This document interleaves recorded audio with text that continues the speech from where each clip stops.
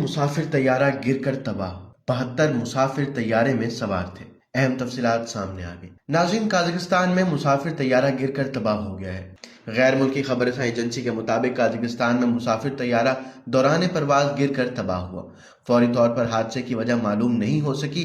Rescue اداروں نے موقع پر پہنچ کر امدادی کارروائیاں شروع کر دی ہیں۔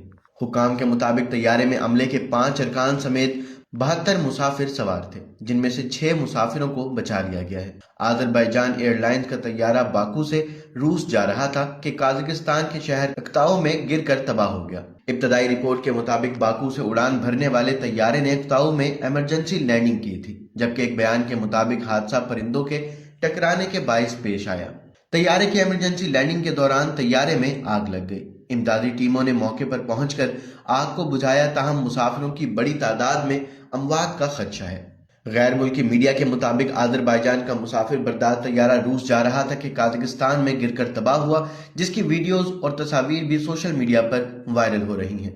سوشل میڈیا پر وائرل ویڈیوز میں طیارے کو تیزی سے نیچے کی طرف آتے اور پھر زمین سے ٹکرا کر تباہ ہوتے دیکھا جا سکتا ہے۔ طیارے کے تباہ ہوتے ہی اس میں آگ بھڑک اٹھی اور دھواں نکلنے لگا۔